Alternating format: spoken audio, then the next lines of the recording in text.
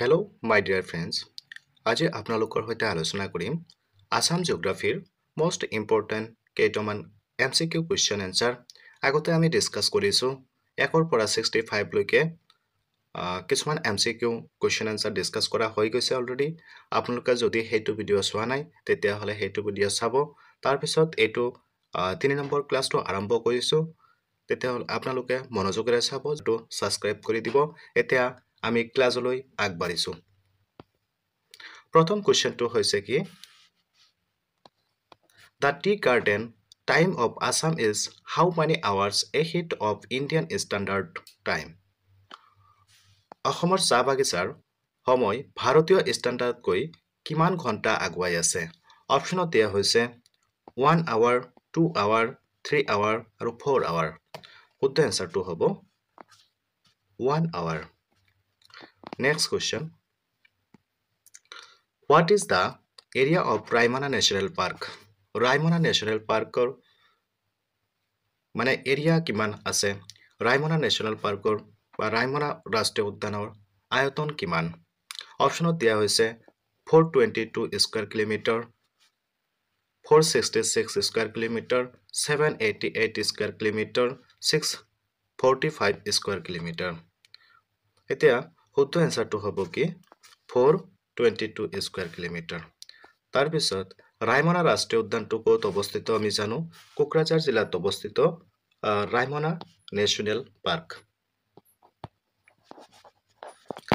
আৰু ৰাইমনা নেশ্যনেল পাৰ্কটো কেতিয়া স্বীকৃতি পাইছিল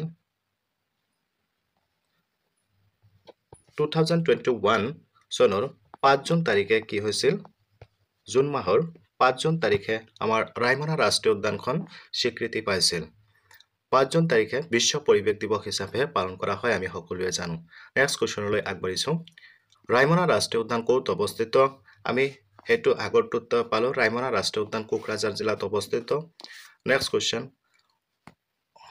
How many total World Heritage Site are there in Assam World Heritage Site অসমত কিমানটা আছে বা বিশ্ব ঐতিহ্য ক্ষেত্ৰ অসমত কিমানটা আছে অপচনত দিয়া হৈছে 1 3 2 4 আমি কি জানো আমাৰ 2024 চনৰ আগত অসমৰ মুঠ ঐতিহ্য ক্ষেত্ৰ আছিল দুটা কি এটা হল Manas national park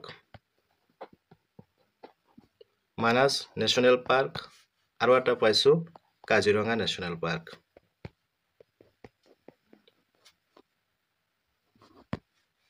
Kaziranga national park এই দুটাক বিশ্ব ঐতিহ্য ক্ষেত্ৰ হিচাপে কিমান চনত দিয়া হৈছিল স্বীকৃতি দিয়া হৈছিল 1985 চনত এতিয়া চৰাইদেউ মৈদাম চৰাইদেউটো কেতিয়া ওয়াৰ্ল্ড হেৰিটেজ সাইট হিচাপে স্বীকৃতি পাইছে 2024 চনত আমি তেতিয়া হলে কিমানটা বিশ্ব ঐতিহ্য ক্ষেত্ৰ পালো বা ওয়াৰ্ল্ড হেৰিটেজ সাইট পালো অপচন নম্বৰ বি তিনিটা আমাৰ অসমত বিশ্ব ঐতিহ্য ক্ষেত্ৰ আছে বৰ্তমান তিনিটা আৰু 2024 চনৰ আগত যদি আহে তেতিয়া হলে আমি দুটা ক'ব লাগিব এটা হৈছে মানাস নেশ্যনেল পাৰ্ক আৰু কাজিৰঙা নেশ্যনেল পাৰ্ক দুটাই কিমান চনত ওয়াৰ্ল্ড হেৰিটেজ সাইট হিচাপে স্বীকৃতি পাইছিল 1985 চনত নেক্সট কোৱেশ্চন অসমত কিমানটা বায়োস্ফিয়াৰ ৰিজাৰ্ভ আছে how many biosphere reserve are there in Assam অসমত কিমানটা বায়োস্ফিয়াৰ ৰিজাৰ্ভ আছে অপচনত দিয়া হৈছে 1 3 2 আৰু 4 বায়োস্ফিয়াৰ ৰিজাৰ্ভ কিমানটা আছে অসমত দুটা বায়োস্ফিয়াৰ ৰিজাৰ্ভ আছে এটা হৈছে কি ডিব্ৰু চৈখোৱা এটা বায়োস্ফিয়াৰ ৰিজাৰ্ভ ডিব্ৰু চৈখোৱা আৰু এটা কি মানাস নেশ্যনেল পাৰ্ক এই দুটা বায়োস্ফিয়াৰ ৰিজাৰ্ভ হিচাপে স্বীকৃতি দিয়া হৈছিল ডিব্ৰু চৈখোৱা বায়োস্ফিয়াৰ হিচাপে কেতিয়া স্বীকৃতি দিয়া হৈছিল ডিব্ৰু চৈখোৱা ৰাষ্ট্ৰীয় উদ্যান বায়োস্ফিয়াৰ স্বীকৃতি দিয়া হৈছিল 1997 চনত তাৰ পিছত মানাস নেশ্যনেল পাৰ্ক বায়োস্ফিয়াৰ হিচাপে কেতিয়া স্বীকৃতি দিছিল হেতু 1989 চনত এই দুটাত আমাৰ অসমৰ বায়োস্ফিয়াৰ ৰিজাৰ্ভ হিচাপে আছে সংৰক্ষণ কৰা আছে next question How many total national park are there in Assam?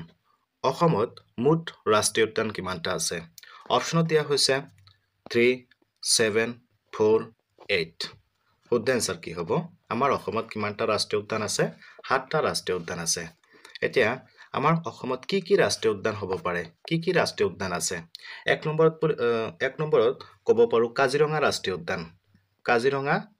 উদ্যান 2 নম্বৰত ক'ব পাৰো কি মানাস ৰাষ্ট্ৰীয় উদ্যান আমি হেবিলাক আগতে পাইছো মানাস ৰাষ্ট্ৰীয় উদ্যান তাৰ পিছত কি ওৰাং ৰাষ্ট্ৰীয় উদ্যান তাৰ পিছত নামেৰি ৰাষ্ট্ৰীয় উদ্যান তাৰ পিছত ডিব্ৰু চৈখোৱা তাৰ পিছত ৰায়মনা তাৰ পিছত দিহিং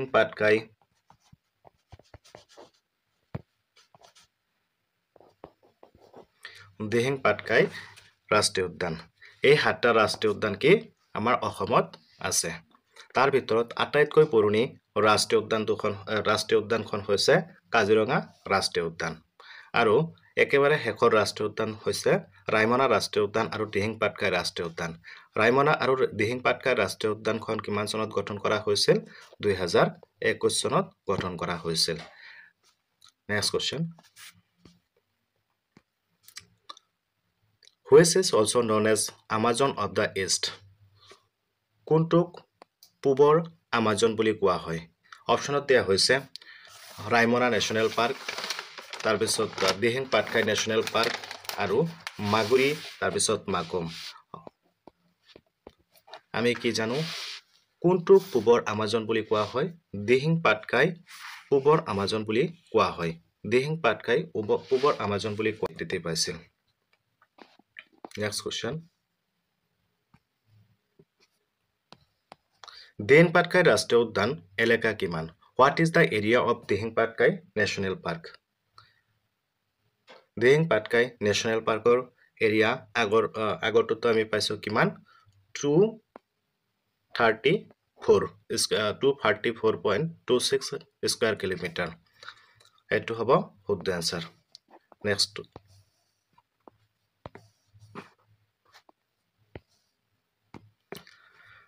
74 number question.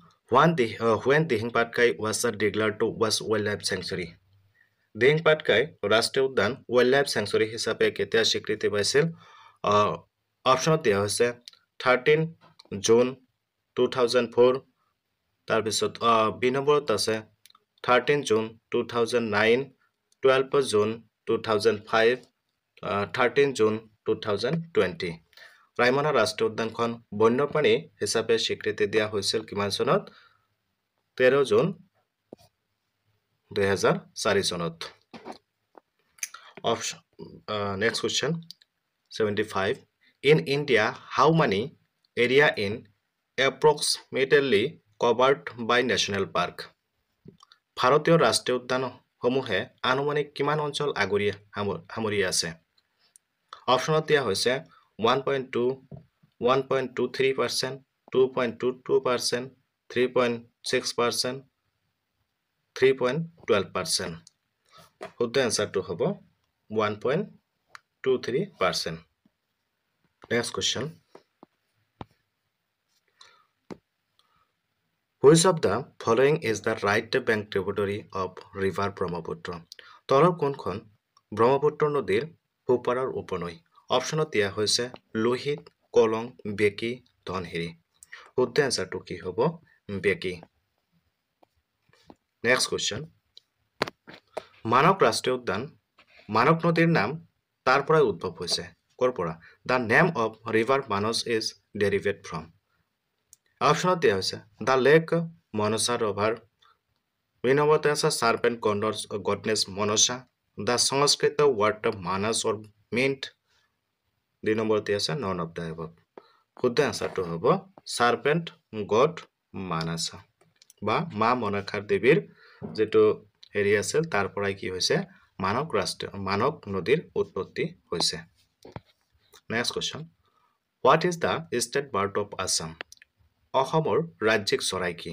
অপশ্যনত দিয়া হৈছে ময়ূৰ, দেওহা, পাৰ চৰাই আৰু নন অফ দ্য এবভ। শুদ্ধ এনচাৰটো কি হ'ব? দেওহা। Next question.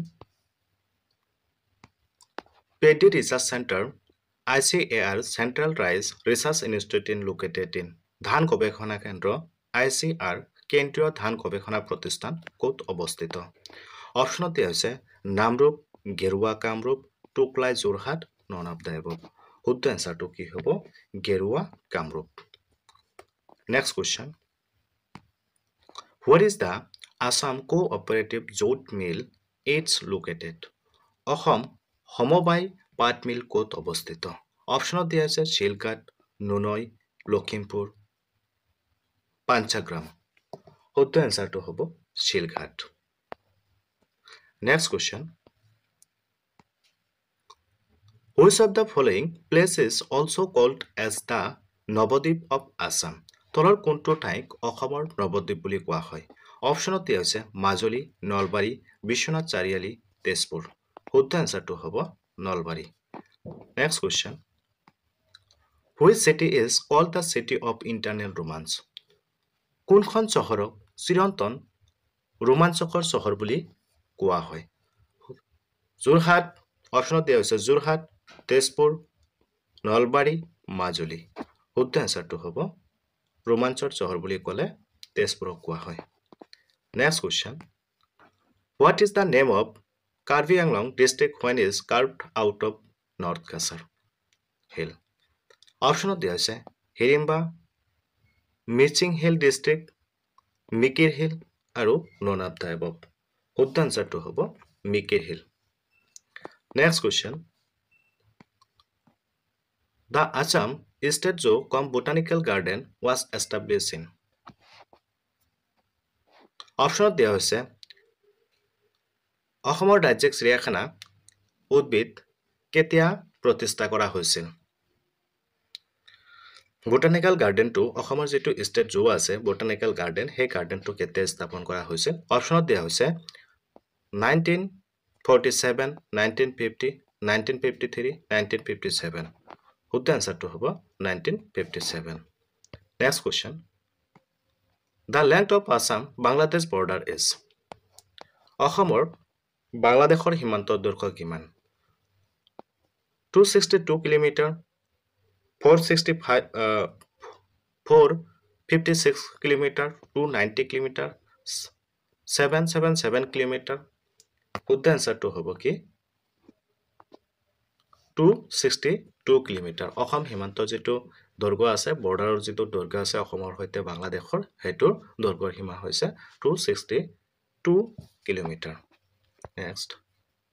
আজি ইমানতে সামৰিছোঁ।